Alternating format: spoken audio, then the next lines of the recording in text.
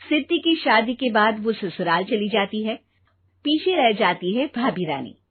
सिद्धि के ससुराल जाते ही भाभी कहती है, अरे वाह जी वाह, सारे कपड़े मेरे। हाय रे पैंट, अरे वाह वाह, मजा आ जाएगा। अरे ये सिद्धि की अलमारी के सामने खड़े होकर क्या बड़बड़ा रही है? जा जाकर देख मेहमानों को विदाई की मिठाई मिली कि नहीं। अब हाँ माँ जी, क्यों नहीं, लेकिन पहले कपड़े तो बदल लूं। अब रानी आ जाती है सिद्धि के उन कपड़ों में जो वो ससुराल जाने से पहले घर छोड़ जाती है। अरे रानी, कुछ दिन रुक जाती। अरे ये तो सिद्धि बिटिया को मैंने ही दिया था, बड़ा ही फबता था उस पर, तुझ पर तो कुछ खास नहीं लग रहा। अब वो ना मेरे सारे कपड़े गीले थे तो सोचा पहन लूं। वैसे भी सिद्धि को कौन सा भी पुराने आउटडेटेड कपड़ों को पहनना है।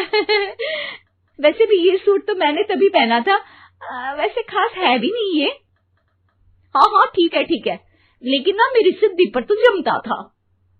सारे मेहमान चले जाते हैं और सिद्धि ससुराल से मायके पहली बार आती है।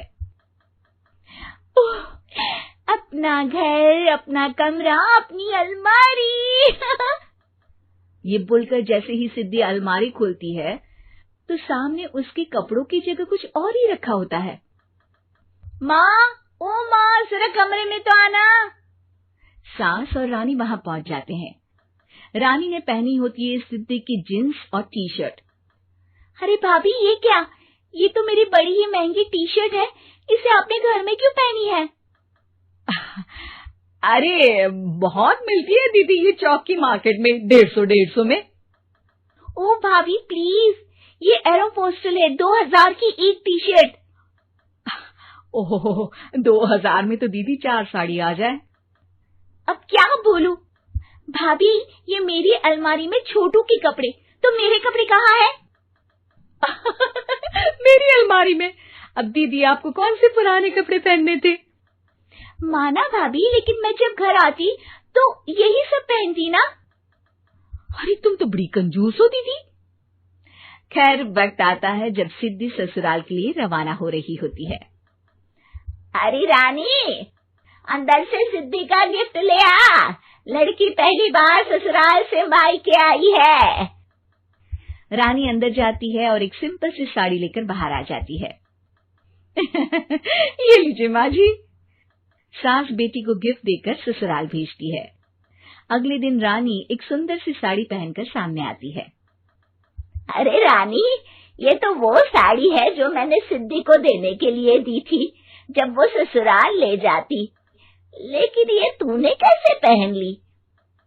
अरे माँ जी, ये साड़ी तो मुझे बहुत पहले से ही पसंद थी, लेकिन चिंता ना करिए, मैंने सिद्धि के लिए भी अच्छी सी साड़ी दी है। हाँ।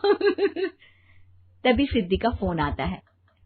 क्या माँ, कुछ अच्छा तो दिया होता ससुराल ले जाने के लिए। अरे पहले दिखा दिया होता। ये चमकते हुए पैकेट में नौकरानी वाली साड़ी मत दिया करो माँ। अरे बेटे, वो तेरी भाभी ने ना गलती से उससे पैकेट बदल गया। हाँ, मैं कल ही तेरे भाई के हाथ से तेरा वाला पैकेट भेज दूंगी। अरे रहने दो माँ, आई एम श्योर भाभी ने अभी वही साड़ी पहनी होगी जो तुमने मेरे लिए रखी थी। तुम तो समझ नहीं पाई उनको। खैर छोड़ो, मैं ज्यादा बोलती अच्छी नहीं लगती, रहने दो, आपको उन्हीं के साथ रहना है, फिर बात करेंगे। सास को रानी पर गुस्सा आ जाता है। वो उसके कमरे में जाती है जहाँ वो शादी का एल्बम देख रही होती है। रानी, मार्केट जाकर एक ऐसी ही साड़ी लेकर आ, कल प्रतीक जाकर सिद्धि के घर दे आएगा। अरे क्यों माँ जी, कितनी साड़ी देनी है दीदी को? यहाँ कोई सेल लगी है क्या? अरे चुप कर, मेरे बेटी के हिस्से की साड़ी खुद पहन ली, अब ज्यादा ज्ञान बांट रही है। एक दिन सिद्धि का फोन आता है। माँ, मेरी सास ने आप सबको खाने पर बुलाया है। सारे लोग सिद्धि के ससुराल पहुँचते हैं। खाना खाकर वो लोग निकल रहे होते हैं कि सिद्धि की सास सभी को गिफ्ट देती है। अरे बहन जी, बेटी के घर का खाना खा लिया, यही बहुत है जो आप ऊपर से गिफ्ट भी दे रही है। अरे बहन जी, आप भी कहाँ इन बातों पर विश्वास कर रही हैं। सास सभी को गिफ्ट देती है, लेकिन रानी को जो साड़ी देती है वो अजीब सी हरे रंग की लाल रंग के बड़ी छाप वाली होती है। अरे छी, ये कौन पहनेगा? सासू माँ को तो जरी वाली इतनी सुंदर और मेरे लिए ये नौकरानी वाली। अरे भाभी, दरअसल मैं जब भी घर आती थी आप वापसी में ऐसी ही साड़ी देती थी ना, तो माँ ने सोचा कि आपको आपकी पसंद की ही साड़ी क्यों ना दी जाए। बेचारी रानी, बोलती भी तो क्या। सिद्धि और सास रानी का चेहरा देखकर हंसने लगती है, तो रानी समझ जाती है कि अपने ही बिछाए जाल में वो फंस चुकी है।